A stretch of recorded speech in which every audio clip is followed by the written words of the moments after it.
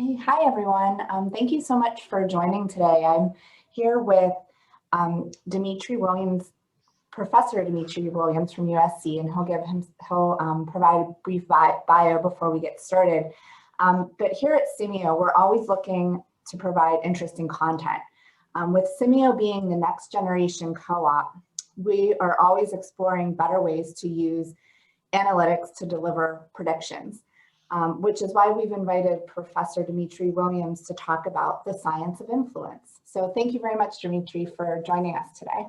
Oh, it's a pleasure to be here. I hope this is interesting to folks, and I'd encourage people who are watching to drop questions or comments in the chat, and Jamie can curate that, and we can take a look and pass stuff along. I'm going to be sharing some things which are going to be, is that really possible? How does that work?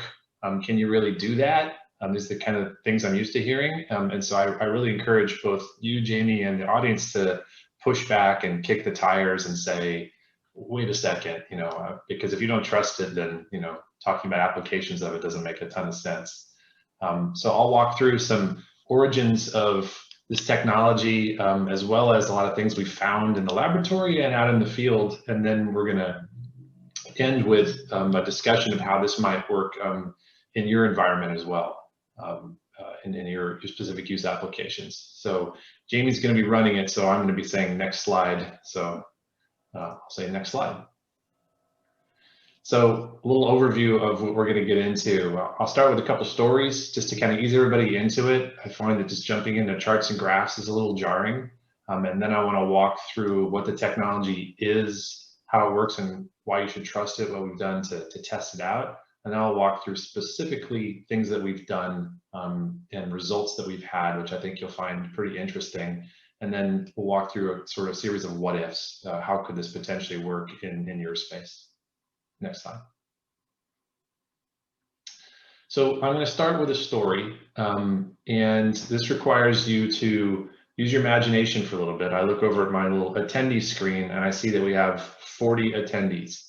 So I'm going to use that number 40. And so all of you who are watching this, I want you to imagine that you were in line buying movie tickets. That sounds like a nice throwback now, doesn't it? You're outside, you're in an enclosed space with other people, and you're out in public. Let's hope we can be doing this again soon. Imagine you're in line with 40 people doing anything, actually, really. And the question is, what are the chances that two of you have the same birthday? It's a really simple question, right? What are the chances the two of you have the same birthday? And I'll go back a second. You're in your mind going to do something pretty logical, which is you say to yourself, okay, got about 40 people, and we know there are 360 days in the year. So let's divide 365 by 40, and we're going to get, chances are like 1 in 9 or so that two people in line have the same birthday. And this is very clearly a trick question a professor is asking you to get your mind going. When I first did it, my first answer was, like a 1 in 9 chance, or whatever it was, 1 in 12 chance with the crowd I was in. Turns out the answer is, on average, more than 100%, which, how does that work? That doesn't sound right. And that's why it's called the birthday paradox, because it's a case where what in your gut you feel should be true isn't. And even when I show you the math of it, you're going to be like, okay, I get that, but I don't intuit it. And I'll walk through the reason why. So let's advance to the next slide. So this is your operating mindset. You're the red dot, and you ask yourself, what are the chances that I have the same birthday as somebody else in line? So let's say we've got, for the sake of argument, 40 dots around here, and you think, okay, there's a chance that I have, a 1 in 9 chance that I have the same birthday as somebody else. But here's the sort of trick question part of it. I didn't say what were the odds that you have the same birthday as someone else. I said what were the odds that any two people had the same birthday as someone else. And that's super different. So this is what's in your mind's eye. And Jamie, if you'll advance, we'll see what's actually in reality. Every one of those lines was a 1 in 365 chance, right? And so there's you going off to these other 40 people. But what you didn't calculate, what none of us ever calculate, is, well, what about the lines between all those other people themselves? there are well more than 365 lines here. So in fact, the odds of two people having the same birthday in this crowd are really good. I do this as a cheap thrill exercise in my class every semester. I'll get a group of 30 students or 100 students, and I'll say, you know, with this, and everybody raises their hand, 1 in 10, 1 in 20, whatever it's going to be. Nobody ever gets it. And then I go in the front row and I say, when's your birthday? And they say, June 12th. I go to the next person. When's your birthday? September 14th. And someone in the back of the room always goes, mine's September 14th. And everyone's like, whoa, how's that possible? So it's a cute exercise. Why do I do it? This is also analogous to how people think about their customers. So we as organizations run things, and we think about things the way that they are in the last slide. If you'll go back a slide, Jamie, this is the usual view of the world. I'm the mothership, I'm the entity, people have relationships with me, I am giving them supplies, goods, services, etc. Go forward a slide. But this is actually how the real world works. I may be this entity, but the relationships between my customers are really important, and they're out there. So this is just a reminder that we as humans have this blind spot in how we think about things. Let's go to the next slide. So here's our second story, and this is a story I've grabbed from a fabulous book by Christakis and Fowler called Connected. If you haven't read it, it's very readable. It's not full of charts and graphs. It's great. And it's about how people are connected and the emerging science of social network analysis, which for the last 10, 20 years has been growing by leaps and bounds. And it's a science of looking at people from the top down and looking at who's connected to who else and what you can get out of it. So what you're looking at here is what we call a network graph or a social graph, where each of the little green dots is a person and each of the lines between them is a relationship. So we're looking sort of, imagine a God's eye view, we're looking down. This is a small town in New York State. And so normally when you look at data on someone, you look at their individual level characteristics. This is a different way of thinking about it. This is looking at not just their individual characteristics, but also who they're connected to. And does that matter in some way? So let's imagine that there is, for example, a coronavirus outbreak. I like to use zombie apocalypse, but now I have to use coronavirus outbreak.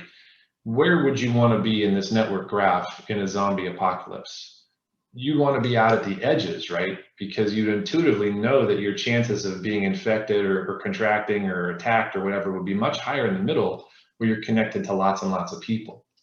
Now, if I asked, where would you like to be to say, get good information to find a new job?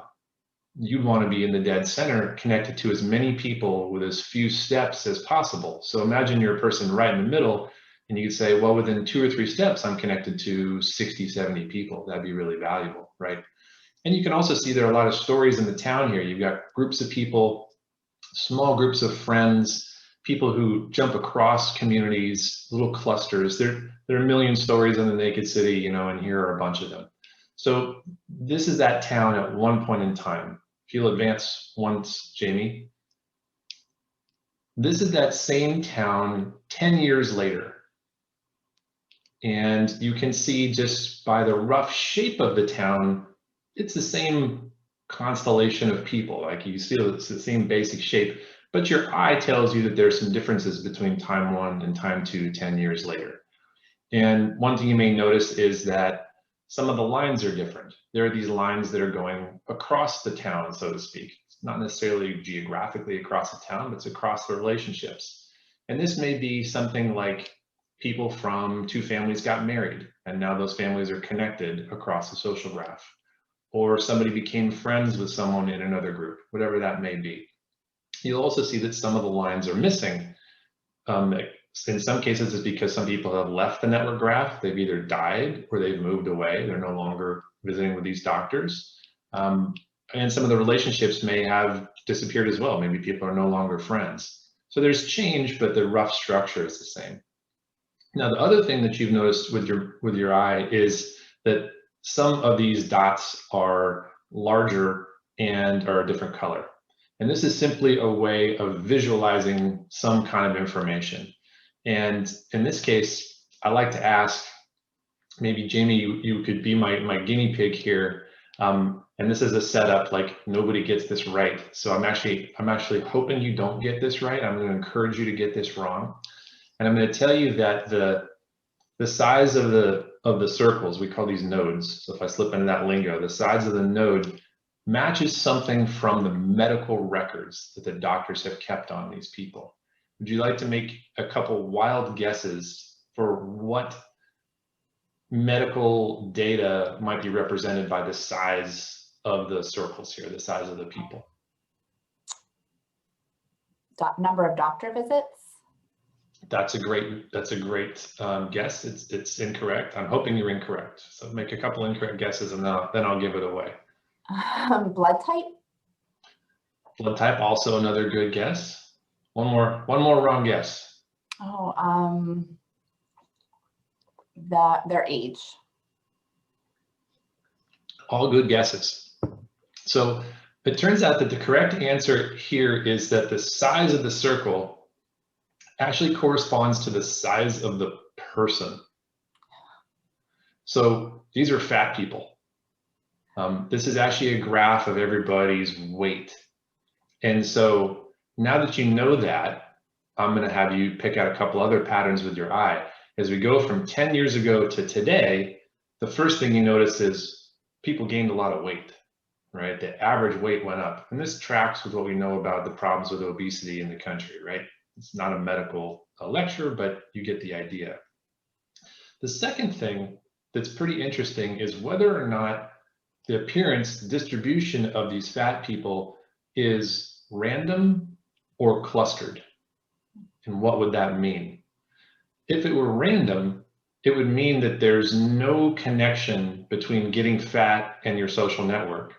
If it were clustered, it would mean that there is a connection between getting fat and your social network.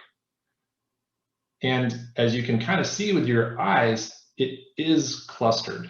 We can do math on this to show how much, but you can see little groups of fat people. Now, hang on, what does that mean? It means that obesity has a significant social component to it. In fact, it means that obesity spreads through a social network just like a virus.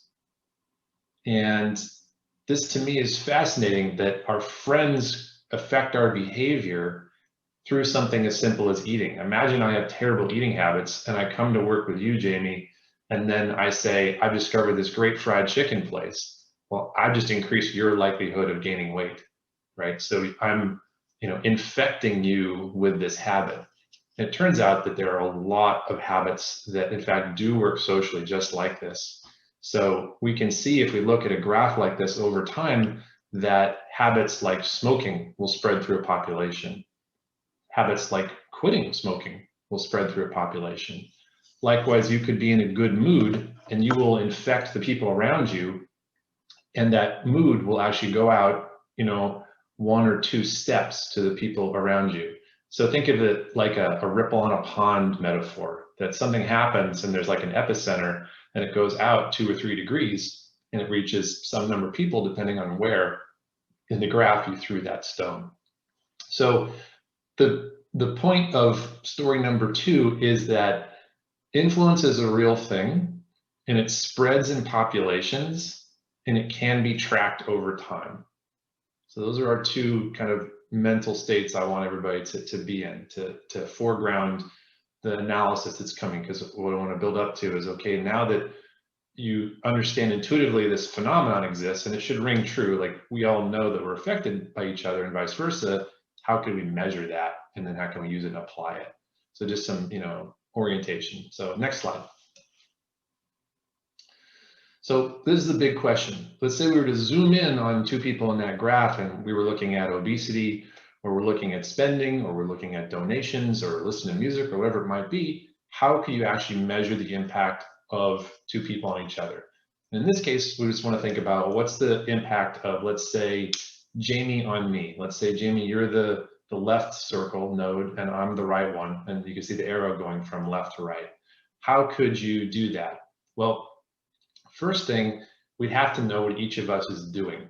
Let's say we're talking about, since a lot of people in this call are into this space, interested in donations. So if we wanted to say that, you're causing me to donate more, what would we have to know in order to prove that? Well, first, we have to know what we each do. I'd have to have a record of all your donations and a record of all my donations. And they'd have to be correlated. Your donations would have to go up when mine went up, and vice versa. But also importantly, you'd have to act first. So if you donate to a cause and then I donate to a cause, that is pretty interesting. If it happens a second time, it's more interesting. If you don't donate and then I go on and I donate anyway, then we think, you know what? It was probably just a coincidence. So the more we see your actions predicting my actions in a pattern, the more confident we get that this was not random. And so if you only see this once or twice, there aren't enough data to be really confident about it. But if we see repeated patterns where your presence or absence in my timeline, if you will, start to predict whether I'm going to do something, that takes on the hallmarks of an experiment where you are the treatment in the control group. Sometimes you're there, sometimes you're not there. When you're there, if it's the thing that makes the difference, it starts to become causal. So that's the basic idea. And if you have enough data on actions, you can start to get pretty confident about this stuff. So I'm going to walk through, and again, I encourage everybody and you, Jamie, to say, well, wait a minute, or how does this work or whatever, anybody feel free in chat to kick the tires on this. So I'm just high concepting right here. Let's go on to the next slide. So how would this actually work in practice? You have to start with a database of these actions, right? The donations, the purchases, the whatevers they may be. And the second thing you have to do is to build the network of the people. And you think to yourself, well, I don't have a network of who's connected to who else. I don't have relationships in my data. That's okay. You can just use that gnarly spirograph looking thing I used in that first story. You could just assume that everybody's connected. So I've got Jamie and Dmitri in my database and I've got 10,000 other people. Well, let's assume they're all connected. And let's look that when Jamie does something, does anybody else tend to do it more or less often? Yes or no? And we look at every single pair, every single relationship, and just throw a lot of computing power at it. And you wind up generating a network graph that looks something like this little squiggly third image here with the $850 node in the middle of it, that maybe that's you, Jamie, and we figure out that you spend a certain amount of money, but you also incent others around you to spend a certain amount of money. And so the scores that can come out of this wind up breaking down the spending or the donating data that we already have into component parts. And those are the things I want to get into next is, okay, if I know that some portion of my donations or my activity are caused by you, how do I parse that out? How do I break that down into X% was this, Y% was that? What do those scores look like? So let's go on to the next slide where I'll show you kind of the breakdown of those things. So we call this concept social value, and I define it as the extra behavior created by somebody across their social graph. So again, I eat a certain amount of fried chicken. How much extra fried chicken consumption do I generate among my friends? Jamie donates to a cause. How much extra donation ripples out from her actions, right? It could be done on any behavioral data. I've done this in video games and e-commerce and retail and investing and in music consumption. And the algorithm itself doesn't really care what the kind of behavior is. It could be time spent on something, the amount of times, the sessions you do, but most people are interested in money, so we spend more time in money. So I'm going to use money metrics here. And we want to break this down again into a social value piece, and then I'm also going to introduce the concept of an asocial piece. So let's first start with, Jamie, I'm using you as my guinea pig here today. Let's say that you donated, over the last year, you donated $1,000 to some cause. Okay. The question is, how much of that donation were you going to do anyway if you had no contact with other people at all? So imagine I'm living on a desert island and I have no human contact, just me and the internet and no influence at all. That'd be the asocial portion of your donation. So let's say, for the sake of argument, that you would have donated $800. And then the additional $200 would be a social component. So 80% of your activity is asocial and 20% of it is social. So we start to think about that breakdown between which portion is social, which portion is asocial. Okay, that's influence on you. But then there's also your influence on others. So that's the social value part. That's the extra behavior that you create among the others. So let's say, okay, you've been influenced to spend $200 more than you would have. What do you do in return? Maybe you cause me to spend $50 more. We've got 41 people watching. Let's say half of them you're connected to. Let's say you cause $1,000 of extra spending for them. So you would have social value of $1,000. So now we've got 3 values for you. Your asocial amount, which is what you're going to do anyway. Your, let's call it influenceability, how much people cause you to do, and then the inverse, how much you cause everybody else in the aggregate to spend. And so now this gives us the ability to think about who are the people in our system who are not social at all and it just doesn't matter.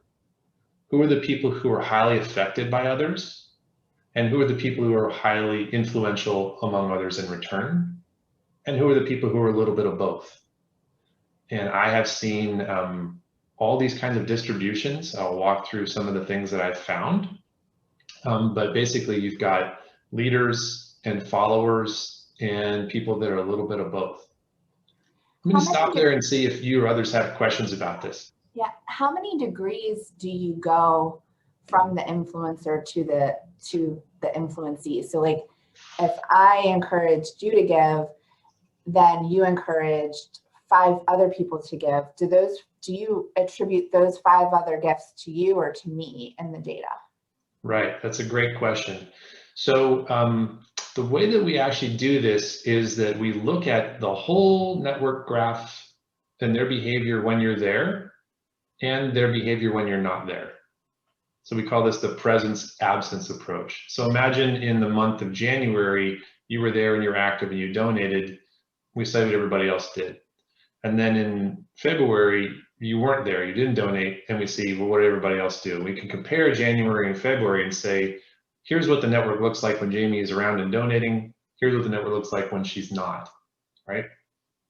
And so that allows us to see not just the people around you at 1 degree out, but 2 degrees out, 3 degrees out. Like, what's the difference across the whole network? So to answer your question, yes, it accounts for every degree out that's possible. But then the second part of your question is, well, how far out does the influence go? How big is the ripple on the pond, right? And just like the ripple on the pond metaphor, it weakens as it goes out. It's strongest with the very first people, and the next people out, it's much weaker. So in practice, you tend to get these like 2 or 3 degree out effects before they turn into nothing. But it's a little bit different in different environments. It also depends on how social the people are, how tight the networks are. And this would work very different in, say, e-commerce than it might in nonprofits. I don't necessarily know the answers for what's going to happen. Maybe it will ripple farther because it's a more social and you're signaling to people in a different way. When someone buys a necklace, they're signaling to somebody else. When someone donates, they're signaling in a different way, and that may carry differently. We don't actually know the answer to that. It's good questions. Thank you. Any others? See any in chat? Yeah, nothing so far. So I think okay. Continue. So this is a way of thinking about who's valuable in a system, and there may be people who spend a lot or donate a lot who don't influence others. There may be the opposite, people who spend or influence very little at all and cause other people to do a lot of activity. And so it changes your definition of who's valuable to me. I've looked at a lot of data in spaces where people don't even have to spend money. I've spent a lot of time looking at freemium environments, video game players, this sort of thing, where people can spend $0. And I see people who spend no money who cause thousands of dollars of activity among people around them. So it's made me break the association in my head between someone who spends and someone who's important. It's not always the same. Oftentimes they're related, but many times it's not at all. Let's go on to the next slide. So just a little bit of a kick the tire. Should you trust this crazy professor and what they're saying? I've tested this on about 1 billion consumer records in a wide variety of industries. And we do what we call double-blind tests, where I don't know what they're doing, and nobody knows anything, right? We just make it as honest as possible. And so we would take someone and we would say, if this person were to drop out of the system, well, then how much should their friends' behavior go down? That's the real test of this. So if Jamie has a social value of $100, that's how much you advocate across your social graph, and you quit the system, did your friends' spending change by exactly $100? That'd be 100% accurate. Or did their spending drop by $120 or $75, that sort of thing. And so what we find in those accuracies, sort of what we think would happen versus what actually happened, is that in traditional retail environments, we're about 70% accurate. And in online systems where we know the connections between people, we get about 85% accuracy. So it's pretty darn good at spotting the actual dollar amounts of influence on a per person basis. Pretty strong. We do have a question here too. Since this is the way that we traditionally fundraise is more, asocial, so call the number on TV, respond to a mail advertisement, etc., and less social, such as events and charity balls, etc. How would that impact the social value effect? I think the question is really asking, is the effect going to be weaker because people aren't in the real world impacting each other as much, because the social signaling, the virtue signaling, whatever it may be, isn't as obvious or as apparent. And that's true. If influence can only happen when people know about each other's actions. So there has to be a mechanism to know I did this. So if this was only anonymous stuff and no one ever talked about it, then you would expect the numbers to be much lower. But that in turn tells you maybe you should be giving people ways to express that and to have social identification of their actions, because that would in turn send a social signal out in a strong way. And I'm not an expert in your space, but I would assume there's probably a range of applications where that works and that doesn't work, and you're not sure if you should try it. All this stuff comes down to test it to see if it works, right? But if you've built in mechanisms for people to share or encourage or nudge each other, then you're sort of activating those social signals. At the end of the day, we don't actually know how the influence goes. We just know how much and with what accuracy level, and the rest of it's a black box. But as we work with people, we see, well, this person in their system, they tried this test and it went higher or lower compared to this test. And so we start to infer what kinds of spreading mechanisms work and which don't. And we can get in more in that in the Q&A. But to the question, people have to have a way of knowing, or else it can't happen. This is in the end a social phenomenon. This is not a top-down, corporate overlord thing. This is really piggybacking onto already existing organic relationships and using them in a way that makes sense for them and also to the companies that are driving it. Thank you. We also have another question in the chat. So how do you calculate for non-financial influence? And there are a couple of good examples this person gives. Children who don't have income and aren't giving themselves, but may influence their parents' giving, or volunteers who are contributing, but not in a cash way. Well, the honest answer is not at all. If they're not captured by the system, then the system isn't going to know it. And so inevitably, that's part of the error rate. That's why these numbers tend not to be 100% or 99%, because there are all these things that we can't capture. And the two examples are really good ones for, I wish I had all the data in the world and everything everybody ever did. What happens to Bob's spending when Mary is there, and what happens to Bob's spending when Mary is there and she brought her kids along? I don't have the data on the kids, and so I'm always going to be off by a little bit. So it's a reminder that this is an imperfect science, although the accuracy numbers tend to be pretty good. I also think it's a reminder for us to look outside of silos and understand, that volunteering does impact giving, and to look across organizationally at how everything impacts one another. But again, you need to have the data captured so that you can find those patterns. Yeah, if you had the presence or absence of the people, whether they're spending or not. Remember, my example was in free-to-play gaming or freemium environments. I've got people doing no spending, but I know they're there. And so if you know they're there, the equivalent of that in your systems, that's capturable, and you could put a social value on those people too. Other questions, or should we move on? I think so. No other questions right now. Okay, next slide, please. So I want to give you an example of what this looks like in kind of dashboard form, just to make it a little more tangible. These are real data from users in a retail system. So we've got a user ID here, and then we've got this first column, revenue. So for your purposes, this might be, donations or whatnot. And this is the current book value. This is what the cash register sees right now. And then we've got the asocial portion, that kind of what would happen if I were on a desert island of some number, and the advocated by others, this influenceability. I can't come up with a better word for this. If somebody can come up with a better word for this, I'm all ears. How do we, the extent to which people are affecting me, right? And so this person, this first person here, almost exactly half of their spending is caused by other people. And then the advocating to others values, they're very low. So these are people who are, this is really a list of followers, right? If we go down the advocating others column, you see there's one person who has $33 here, and that is how much they're causing other people to spend.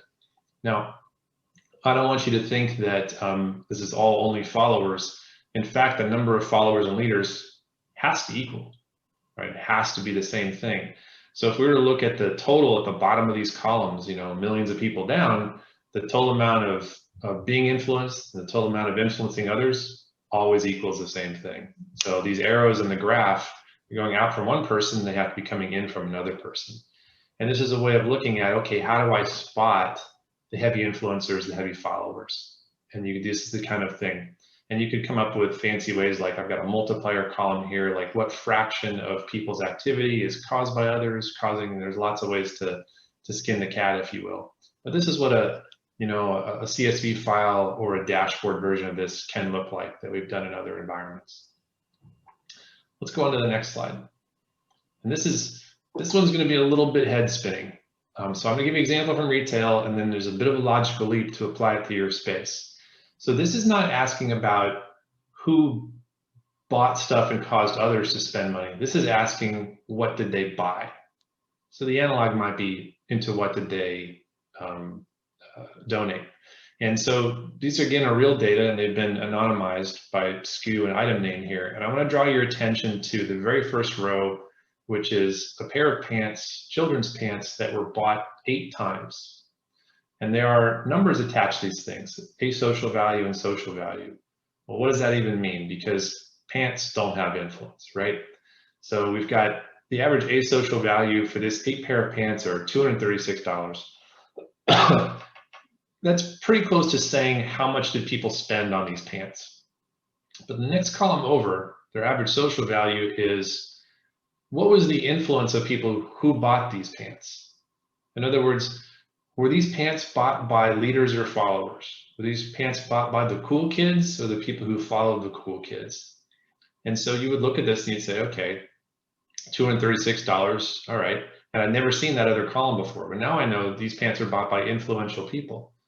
So let's go down to the second to last row here and see that there's another pair of pants that were also coincidentally bought by 8 people.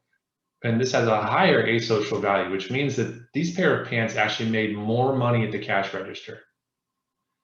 But they were bought by people who were only 1/10 as popular or influential. So if you're just looking at the cash register value and you ask yourself in typical business fashion, what pair of pants should I stock next month?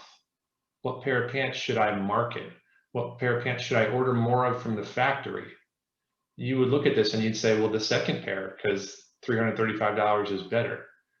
But if you add the data I'm talking about, this sort of previously hidden signal, and you see that the first pair of pants is bought by these exceedingly popular people, this tells you next month, that's what everybody's going to be buying. Because by definition, this is kind of skating to where the puck is going in Wayne Gretzky fashion. This is what's about to be popular because the cool kids just bought it. And so the interesting analog might be, I see behavior in my system. I know what behavior is about to happen because I can look at the actions themselves, whether it's the donations or the events, or in this case, the actual objects. So the predictive insight here isn't just the people, it's also the things they're doing. And that tells us what things everybody else is about to do, which is a pretty cool signal to be able to see for the first time. The way that this can really carry over into nonprofits would be in like offer or program support, particular program support. Like if a nonprofit has multiple programs, we tend to look at, okay, what's that, you know, the results at the remit level, but it's kind of, you know, at what came in, and that would be, I think, you know, the cash register level. But then looking beyond that to see what some of that social value is would maybe alter our view of what programs or offers to focus on. That's right. What's working and how's it working and what's about to work even more. Yeah. And vice versa, things that are working but not as well as you might hope. Right. Great insight. Next slide. So I want to give an example of a test that we did just to give some more flavor of this. I know you're not a retail system, but these are fun tests. And how often do I get to use pictures of women with teal and pink and green in my decks? Not that often. So this was a retail study that we did with a group of stores in the Boston area called In the Pink, and they sell this fashion brand, Lily Pulitzer, to young women. And you can see this is sort of upscale, hanging out on Long Island on the weekends kind of thing.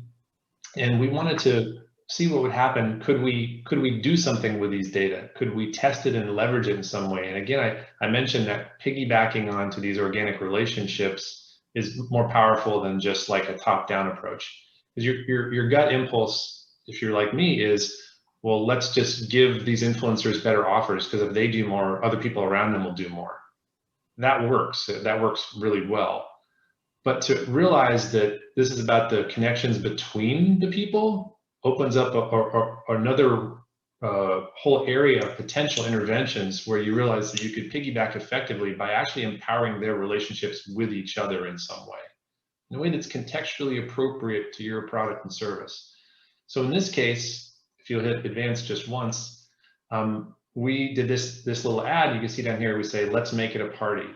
Bring a friend and get a free gift. So let's just think about what's happening, not just with the offer, okay? There's some nice clothes and you get a discount. What social thing are we piggybacking onto here and trying to empower? Well, we've identified this popular girl. Let's say we've got the queen bee, right? So we found the coolest girls in Boston as a result of doing this stuff. So we say to these cool girls, here's an offer for you and your friend. And it only works if you bring a friend. And so how does she feel? I'm queen bee, I feel pretty good. Like, all right, I get to go and, you know, bless someone with my presence, right? How does the other girl feel? Well, the queen bee invited me to come with her. I'm also now happy and I'm glowing together with her. So each party in the transaction, socially, if you will, benefits. And by the way, as a nice side effect, they may actually become stronger friends. Now, that's not usually the goal of most commerce or even most nonprofits, but to actually strengthen the relationships as a byproduct of your marketing, that helps me sleep better at night. I'm not just extracting money from systems, I'm actually making the people more tightly connected. And the more I do that, the more activity they'll have. Like, these things go hand in hand really nicely.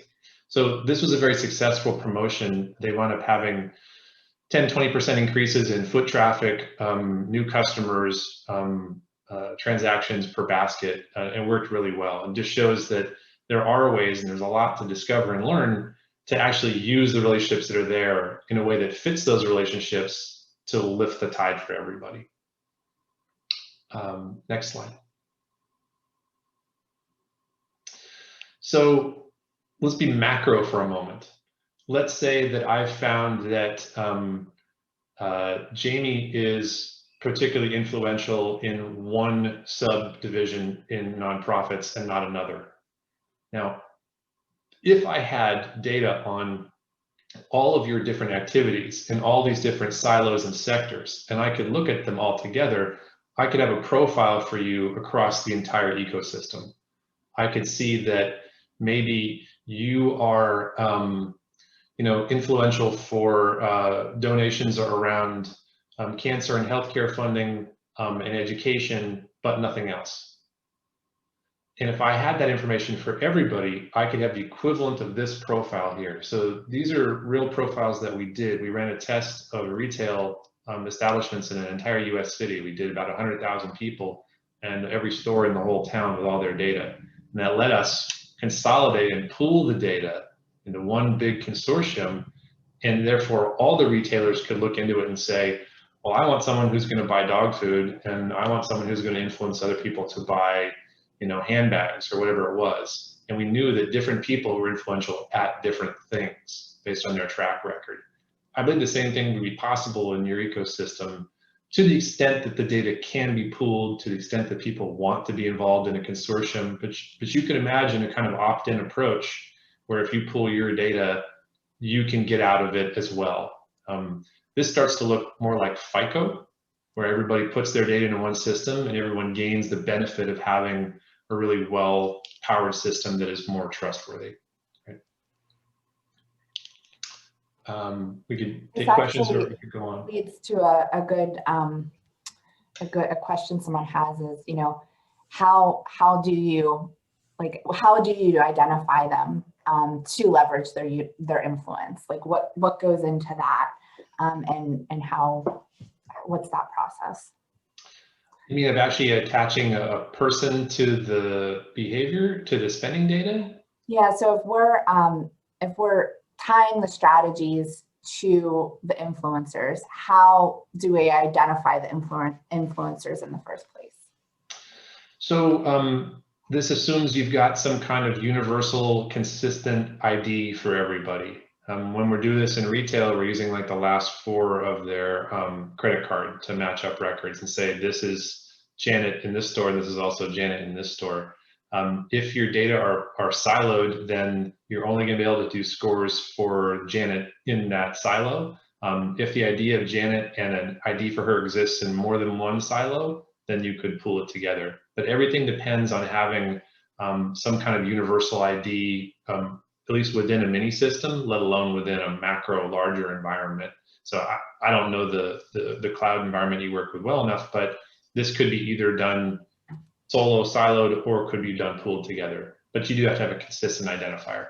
Yeah, and I think that also, the person that asked the question, that also goes to the reason that we're talking to Dmitri and exploring what is going on in the commercial space and how we can leverage the technology we have with Simio to then see, identify influencers within the nonprofit space and leverage them to improve our nonprofit organizations' behaviors. Yes. Yeah, it would be fun to test it. Yes. Let's go on to the next one. One more.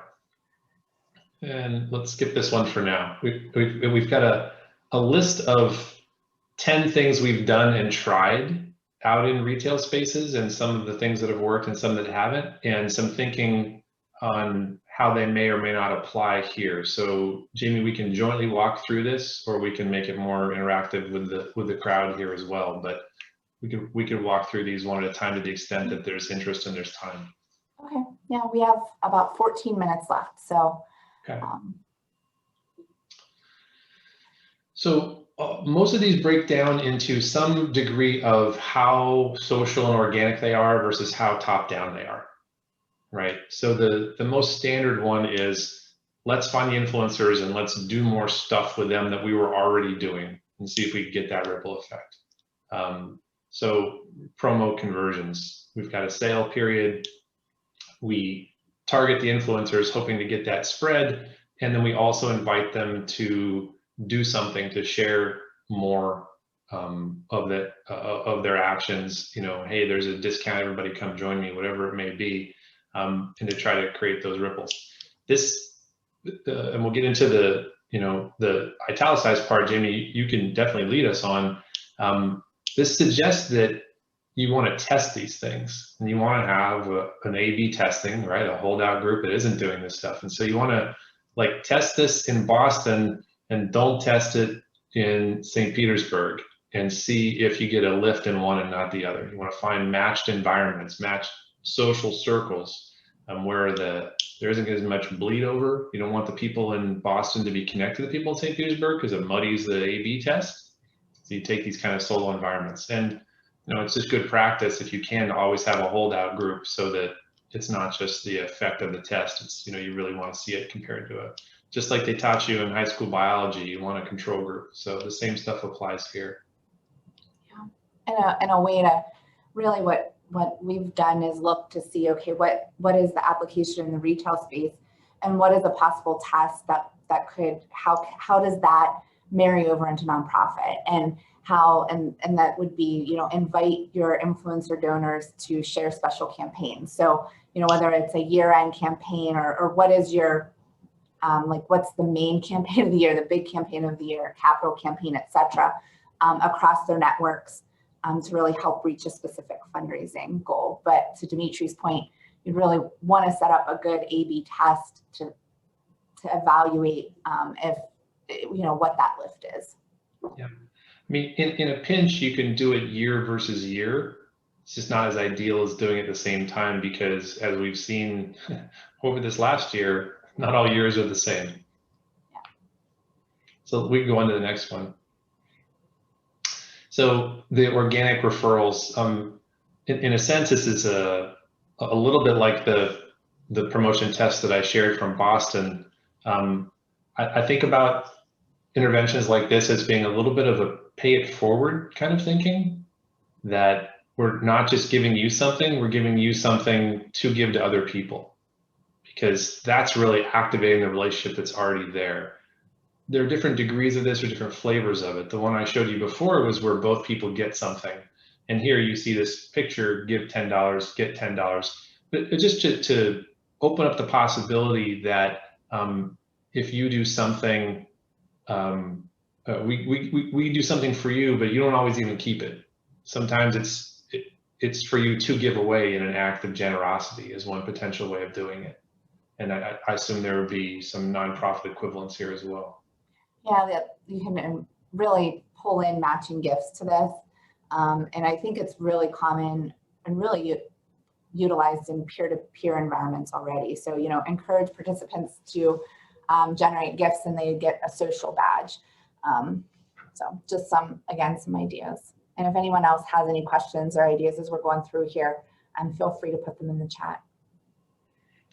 Yeah, I mean, this is stuff that's been tested a lot in this other environment. And I think the one thing that we note when we talk to, meaning my research team, we go into these spaces, we don't know the context as well. Like, you know your customers best, you know the context and the environment, you know the kind of things that'll work. And so we take these theoretically driven ideas and say, all right, how do they fit here, right? This is an aspect I actually didn't talk about prior, which is to do this and the next slide are both about the user acquisition or the user, you know, win back portions of things. This is kind of an interesting idea. Imagine we've identified Jamie as this influential person, and then we say to ourselves, she's great, but can we get more like her? And what technology can we use? Well, people probably know that Facebook as a platform and others have this idea of lookalike technology. Like, I throw in, look, I've got 500 Hispanic males, 18 to 35. I want 10,000 more of them, you know, and so we'll find more people who look like that. Interestingly, that technology works pretty well for influence as well. So I found a bunch of influential people in my system. Can I go get more of them and essentially get more bang for my buck? Because when you're paying for traffic and user acquisition, you're doing it based on some assumed lifetime value. But this is, again, adding that extra signal. Well, maybe they're worth more or less than you thought before. And so let's go off and get the more valuable ones. Let's pay less for the followers and bring them in at a cheaper rate. Let's pay more for people who are likely to be influencers, because they're going to be force multipliers once they enter my ecosystem. They're going to bring everybody else up with their networks. And so that kind of modeling is really financially can help you optimize. And we just with the time check, we have about 8 minutes left. Mm-hmm. So just want to, we have seven more points to go through here. So I don't think we'll get through them all. And folks, feel free to ask questions. I'd be happy to answer. The other thing I wanted to mention about the user acquisition is that if you are paying for traffic, I assume some of your clients are paying to acquire users to bring their system, right? And you're paying some amount.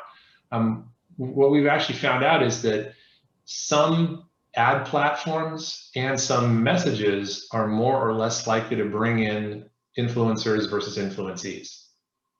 It's pretty fascinating. And so again, I had those billion records and I was able to tie them to attribution tags.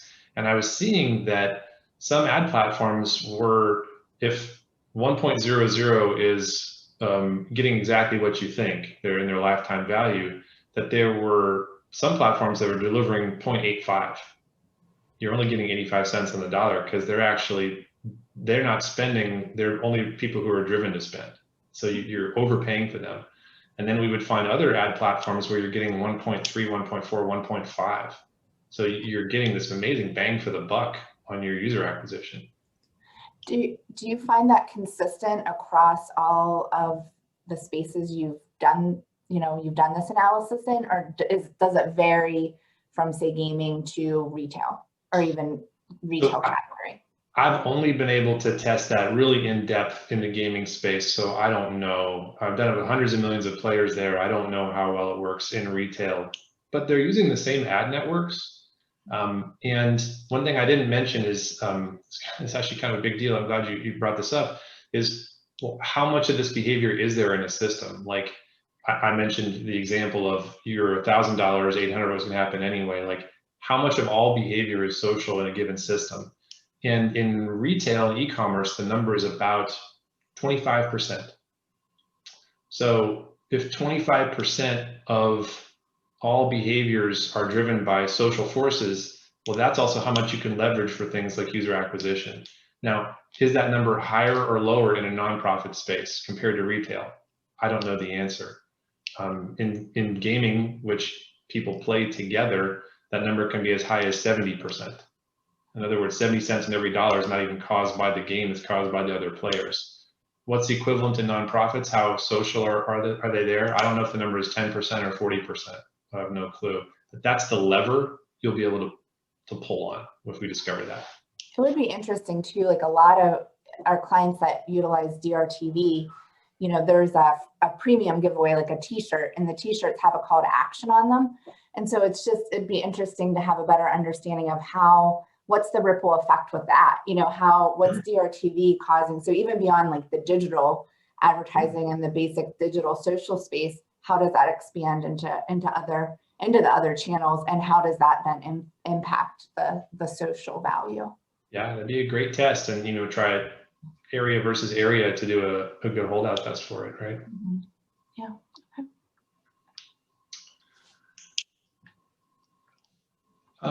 Well, actually, you've got some more of this DRTV. So a little bit of a distinction between celebrity versus local is probably worth noting, because the system isn't particularly good at spotting celebrities. It would know if celebrities have an impact on these social forces, but it's a reminder that a lot of these forces are small scale and local.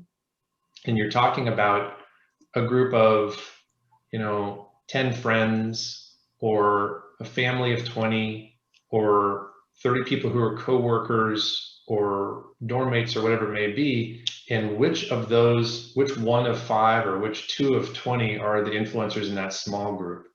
And it's that small scale influence that aggregates up to these big numbers of like 25% of behavior. This technology isn't good at spotting celebrities, although it could be used to find out whether their influence translates into local level influence, but it's really good at spotting like your local celebrities. So the kind of things you have down here at the bottom would be a way of finding those local celebrities and then empowering them to do more stuff. Well, it seems like the difference between wide influence that's shallow and deep influence that's narrow. That's exactly right. That's the perfect way of stating it. You don't need me to tell you that Beyonce is a good spokesperson. You don't need tech for that. But it's also harder to track whether she really generates a certain ROI based on an ad you run. Whereas this is small scale and trackable. As a scientist, the thing that I always value is, terrible word, falsifiability. You know if it's wrong, like it can be proven wrong, and the ability to be proven wrong is so important. So that great quip about advertising, 50% works, but we don't know which 50%. That's anathema to a scientist. I have to know what 50% is. And the thing about this approach is, you know if it works or if it doesn't, and exactly who and how much. So there's no trust us to this. As a scientist, I don't trust anybody. I only trust data. We have time for maybe one or two more here. So we know that people posting and rating and talking about things can be very valuable. And so when we can get the influential people to say things, it is more likely than a non-influential person to have an effect, especially in social systems where their algorithms are likely to float people you know to the top of your feed. So Jamie said she liked this pair of shoes, etc. I'm going to see that, and so it's going to have an impact on it. I would think that the same things would happen here if you could encourage local ambassadors to talk about the donations they've done. This is saying, well, which people will have the right splash, right?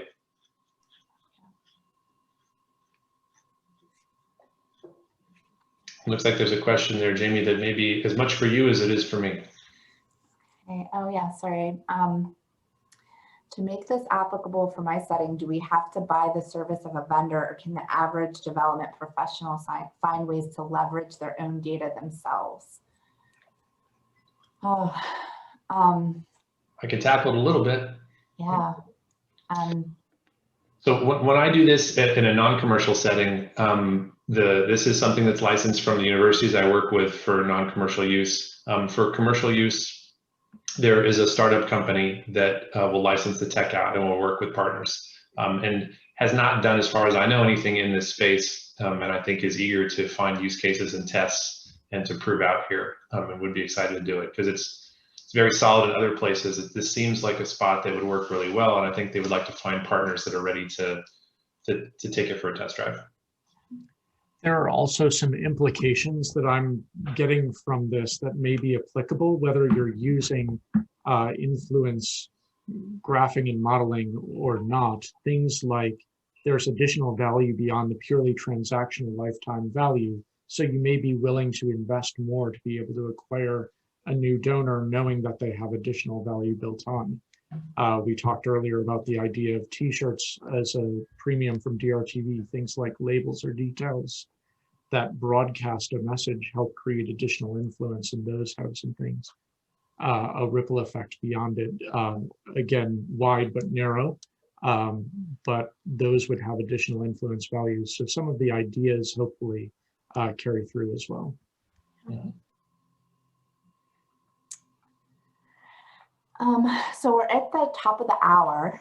So I don't know if we should just want to go through these real quick, and for anyone that can stay on, or Dmitri, I don't know if you have a hard stop. I can run through the rest of them. I don't think there's a ton more here. Okay, all right, yeah, we just have a couple more.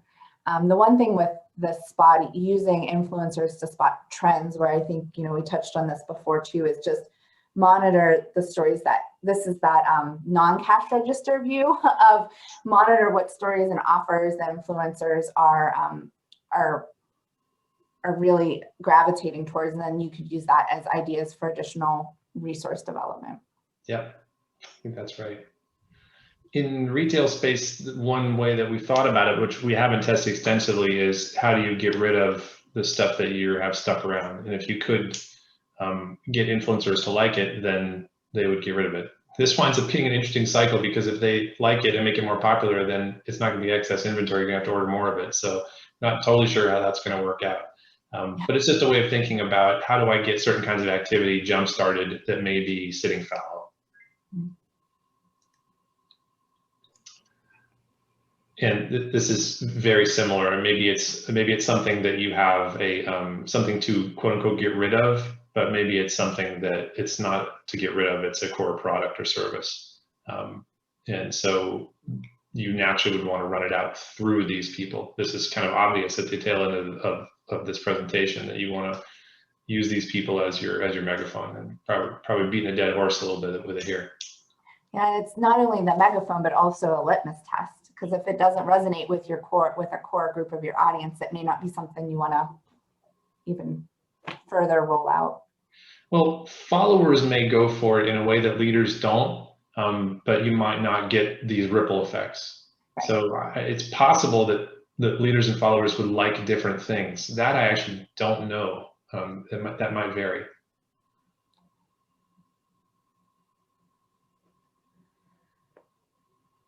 It's a really good point, Nick. Oh, and when we have algorithms or search, so the way that your social media feed floats things up, or the way that Etsy or someone would be more likely to float a certain thing up for discoverability, you would obviously want to use these data to put the right things in front of people at the right times, knowing what's more likely to resonate and work. So if you have those searching functions, and Jamie, you've got a correlate here. Yeah, this was a bit of somewhat of a stretch because of the searching functions in the website. I think there's probably a lot more, better uses or parallels within the nonprofit space than this, but it's just trying, again, looking at what the influencers are responding to and utilizing, and then using that to inform call outs on your website, or highlighted stories, and even paid search terms. Right. But even simple examples, like in our mail packages, there are studies that show that the more granular that you get with the area that you're talking about, your annual fund drive, US annual fund drive does worse than Tennessee annual fund drive, does worse than Spring Hill, Tennessee annual fund drive. And the smaller the community, the more tight knit it is, that you have an indication that people are giving from that. Creates that social proof and creates that influence. Could well be. And that is officially it. So thank you so much, Dmitri, for joining us today and sharing this information with us. I think it gave us all a lot to think about, and think how this could be utilized within the nonprofit space. And it's exciting to think of some additional possibilities of utilizing Simio. I'm happy to be here, and having done this in for-profit driven spaces, it would be pretty exciting to see it work in these more altruistic areas as well. I think it's powerful technology, and I'd like to see it not only be used to increase corporate earnings, which is fine, but also to make the world a better place would also be a good thing.